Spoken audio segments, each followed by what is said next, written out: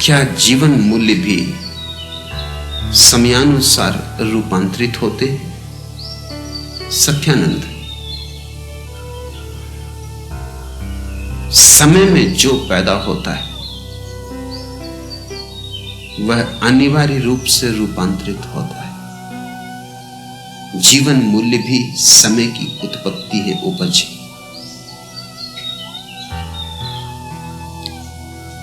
वैदिक ऋषियों के समय में जो सही था आज सही नहीं। आज जो सही है शायद कल सही नहीं होगा। रोज जागरूकता से देखते रहना जरूरी है कि समय की धारा जब बदले तो हम भी बदले, लेकिन हम कल में जीते और अस्तित्व सदा आज है। हम होते हैं कल में, बीते कल में, और अस्तित्व है आज। हमारा तालमेल टूट जाता है, इससे महादुख पैदा होता है, इससे नरक निर्मित हो जाता है, क्योंकि हम हमेशा चूकते चले जाते हैं। वर्तमान से संबंध ना हो पाए तो परमात्मा से भी संबंध हो नहीं सकता, क्योंकि वर्तमान परमात्मा है और हम रहते हैं अतीत में। हमारी धारणाएं अतीत की वो कितनी ही मूढ़तापूर्ण हो जाए, मगर हम उन्हें दोहराए जाते, हम पीटे चले जाते। हम कहते हैं हमारे बाप दादों के समय से चलिए, कभी उनकी अर्थवत्ता रही होगी, जरूर रही होगी। वे पैदा इसलिए हुई कि समय की मांग रही होगी, लेकिन अब उनका कोई मूल्य नहीं। जैसे वैदिक ऋषि आशीर्वाद देते थे नव दंपतियों को कि तुम्हारे बहुत बच्चे हों।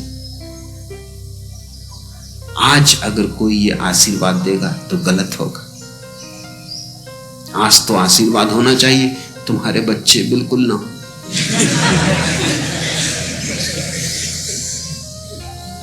आज बहुत बच्चे हों ये आशीर्वाद नहीं है, ये तो अभिशाप हो जाएगा। समय बदल गया, स्थिति बदल गई। वैदिक ऋषियों के समय में पृथ्वी ज्यादा थी, लोग कम थे। आज पृथ्वी कम है और लोग ज्यादा हैं। लोगों से दबी जा रही है पृथ्वी, मिटी जा रही है पृथ्वी, तो वही जीवन मूल्य नहीं रह सकते। मुझसे लोग पूछते हैं कि संतति नियमन का उपयोग करना, तो जो आत्माएं रुक जाएंगी, पैदा ना हो पाएंगी, उनका क्या होगा?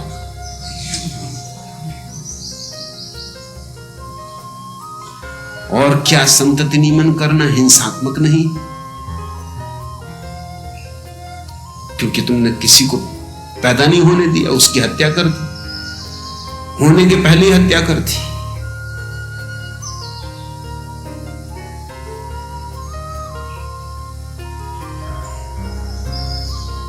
जो आत्मा पैदा नहीं हुई वो कोई और द्वार दरवाजा खटखटाएगी, कोई तुम्हारी द्वार दरवाजा है, कोई तुम एक ने ही ठेका ले रखा है।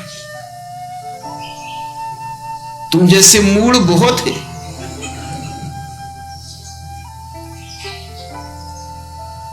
और कोई ये एक ही पृथ्वी है। वैज्ञानिक कहते हैं इस तरह की कम से कम 50,000 पृथ्वियों पर जीवन, कम से कम 50,000, ज्यादा पर होगा लेकिन कम से कम 50,000 पर तो निश्चित है। तो तुम्हें क्या चिंता पड़ी? तुमने कौन सा ठेका लिया हुआ है आत्माओं को जन्माने का?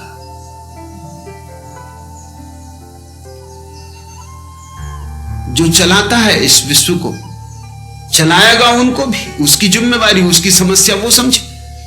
तुम क्या परमात्मा की समस्याएं हल करने बैठे हो? तुम अपनी सुलझा लो, उतनी बहुत।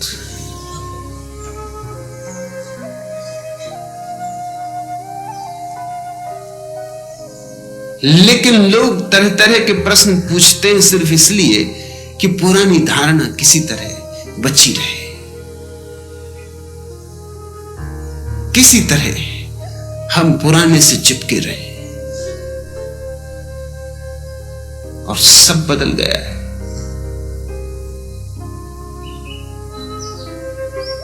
मुल्ला नसरुद्दीन कल मुझसे कह रहा था कल रात अकस्मात एक ब्यूटी गर्ल ने हमें रोका। हम समझे पहचानने में हो गया धोखा। हम कभी सुलभ लज्जा से दृष्टि झुकाए गुजर गए। कन्या के केस मारे गुस्से के बिखर गए।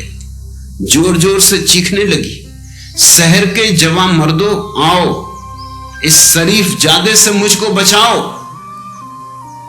मैं अलकों में अवध की शाम, होठों पे बनारस की सुबह और चेहरे पे कश्मीर का पानी रखती हूं, फिर भी इस लफंगे ने मुझको नहीं छेड़ा। क्या मैं इसकी मां लगती हूं?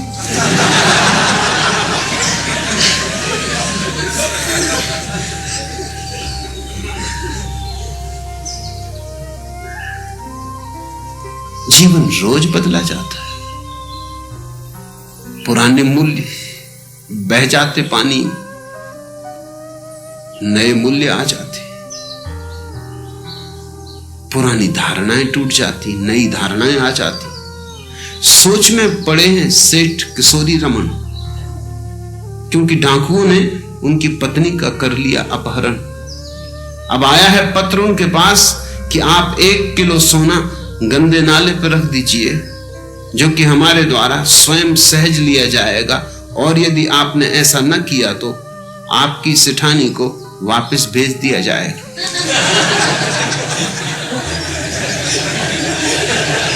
वो दिन गए जबकि डाकू कहते थे कि अगर रुपया ना भेजा तो हम पत्नी को छोड़ेंगे नहीं। वो दिन गए। अब तो वो कहते हैं पत्नी को घर वापस भेज देंगे सकुशल। तुम पूछते हो सत्यानंद क्या जीवन मूल्य भी समयानुसार रूपांतरित होते? निश्चित ही सभी चीजें बदलती, बदलनी ही चाहिए। बदलना ही जीवन का क्रम, और बदलना शुभ भी है। बदलती है इसलिए तो जीवन नया रहता है, ताजा रहता है, प्रफुल्लित रहता है। इस देश में नहीं बदलती, यही हमारी अड़चन। इस देश में सब सड़ गया है, सब गंदा हो गया है। इस देश में आज तो है ही नहीं, बस कल ही कल। रामराज्य हो चुका, स्वर्ण युग हो चुका, सतयुग हो चुका, सब हो चुका। अब हम यहां क्या कर रहे हैं? कोई ये पूछते नहीं कि अब तुम क्या कर रहे हो। जब सब हो ही चुका तब तुम भी हो चुको। अब तुम क्यों नाहक कष्ट उठा रहे हो? अब कुछ होने को तो बचा नहीं। अब तो कलयुग ही कलयुग है, दुर्दिन ही दुर्दिन। अब तो दुख ही दुख है। अब सार क्या है जीने में? 2 हिप्पी कैलिफोर्निया के एक रास्ते से गुजर रहे थे। महा हिप्पी मील भर तक चलते रहे चुपचाप, अपनी अपनी धुन में मस्त। आखिर एक ने दूसरे से कहा कि बर्दाश्त के बाहर, क्या तूने अपने पतलून में पाखाना किया है?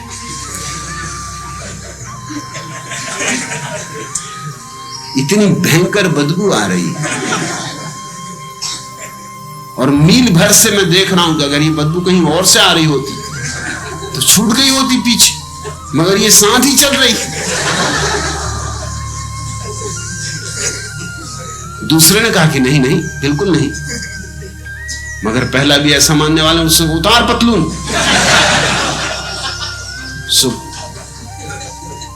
उसके मित्र ने पतलून उतारी। पतलून उतारते ही वो दूसरा चिल्लाया कि देख मैं क्या कहता था, और तू कहता है कि नहीं नहीं तूने पाखाना किया है, ये क्या रहा? दूसरे ने कहा मैंने समझा भाई तुम पूछ रहे हो आज की।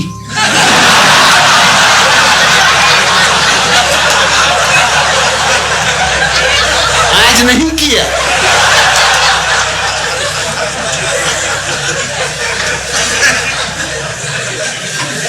ऐसी इस देश की दशा है। यहां आज तो कुछ है ही नहीं, कुछ भी नहीं, सब कल हो चुका। बस उसको ढोते रहो, मुर्दा लाशों को। सड़ गई है, बांस उठ रही, मगर बड़ी प्यारी, अपनों की, और सदियों से पूछी गई, सम्मान सत्कार होता रहा है। सो सजाए रहो, समारे रहो। बाप दादे भी यही करते रहे, तुम भी यही करते रहो। हम कुछ भी बदलना नहीं चाहते। महावीर ने कहा था अपने मुनियों को कि नंगे पैर चलना। कहने का कारण था क्योंकि उस समय जूते बनते थे, वो सिर्फ चमड़े के बनते थे, और चमड़ा तो हिंसा होगी, पशु मारे जाएंगे। तो ठीक था, अपने जूतों के लिए पशुओं को क्या मारना। फिर दूसरे कोई कोलतार के और सीमेंट के रास्ते तो थे नहीं, खुली मिट्टी थी, मिट्टी के ही रास्ते थे। मिट्टी पे चलने में कोई अस्वास्थ्य नहीं, मिट्टी पे चलने में तो स्वास्थ्य है। हम भी तो मिट्टी के बने हैं। मिट्टी मिट्टी से मिलती तो जीवन पाती। तो अगर तुम कभी नंगे पैर थोड़ी देर मिट्टी पर रोज चलो तो लाभपूर्ण है, स्वास्थ्यप्रद है, हर्जा नहीं है जरा भी। मगर अभी जैन मुनि अभी भी चले जा रहा है कोलतार की सड़क पर, सीमेंट रोड पर। सोचते ही नहीं कि महावीर को क्या विचारों को पता है कि सड़कें ऐसी भी होंगी, कोलतार की जलती हुई सड़क, गर्मी के दिन, पैर में फफोले पड़े जा रहे हैं, मगर वो चला जा रहा है।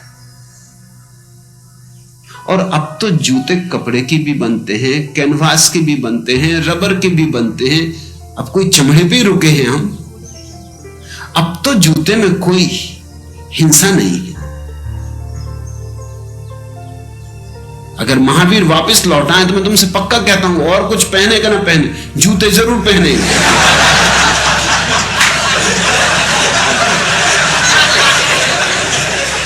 एक दिन एक आदमी ने और उसकी पत्नी ने मुल्ला नसरुद्दीन के द्वार पर दस्तक दी। दरवाजा खोला, नसरुद्दीन ने झांक के देखा, पति पत्नी खड़े। पति पत्नी बहुत हचकचाए क्योंकि मुल्ला बिल्कुल नंगा था, जूते पहने था और टोप लगाया था, टाई भी बांध रखी थी।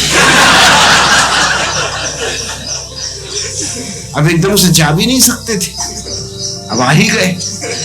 और मुल्ला भी नहीं कह सकता कि जाओ, पुराने परिचित थे, कहा आइए आइए विराजी, बड़े सौभाग्य। पति आगे घुसा, पत्नी छिपी छिपी पीछे। पति तो इधर उधर देखने लगा, क्या कहे क्या ना कहे, कुछ सोच के भी आया था जिस काम से, वो भी एकदम भूल गया।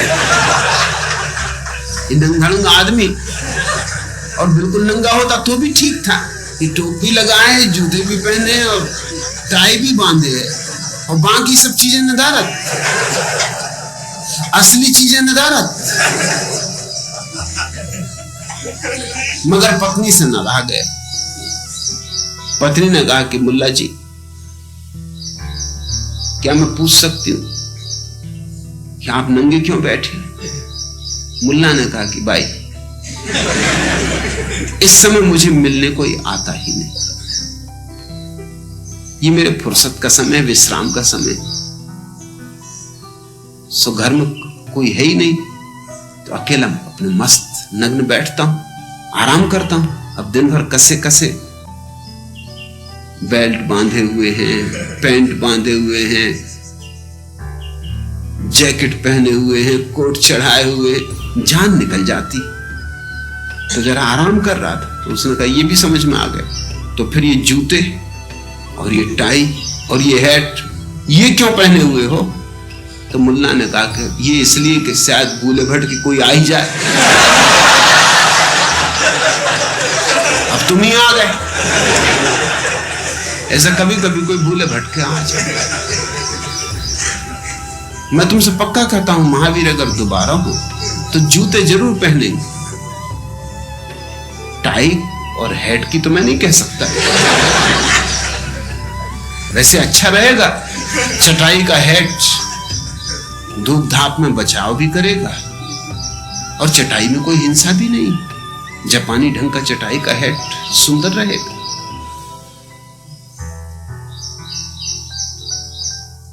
लेकिन जैन मुनि लकीर का फकीर, वो कैसे पहन सकता है? पैर में फफोले पड़ जाते हैं जैन साध्वियों के, साधुओं के, कपड़े बांध लेते हैं उन पर। मेरे पास एक दफा जैन साध्वियां मिलने आई, उनके पैर में फफोले, घाव, उन पर वो कपड़े बांधे हुए, कपड़े भी उन्होंने इस तरह से बांधे हुए कि करीब करीब जूते का काम दे रहे हैं। मैंने कही मतलब क्या है? फिर जूते में क्या हर्जा है? इतना चिंधियां बांधी हैं कि वो करीब करीब जूते का काम ले रही उन चिंधियों से।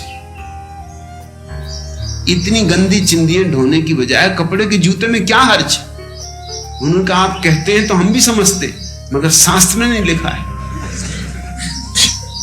तो मैंने कहा शास्त्र में लिख लो। शास्त्र का कोई शास्त्र क्या रोक सकता है? मेरे पास ले आओ, मैं लिख देता हूं। शास्त्र की क्या हैसियत है जो रोके किसी को? अरे शास्त्र अपना है कि हम शास्त्र के? समय बदलेगा तो सभी मूल्य बदलेंगे, और वही जाति जीवित होती है जो समय के साथ बदल जाती है। वही व्यक्ति जीवित होते हैं जो समय के साथ बदल जाते हैं। यह देश मुर्दा है, कब्रिस्तान, एक मरघट है, बड़ा मरघट, जिसमें महात्मा धूनी रमाए बैठे।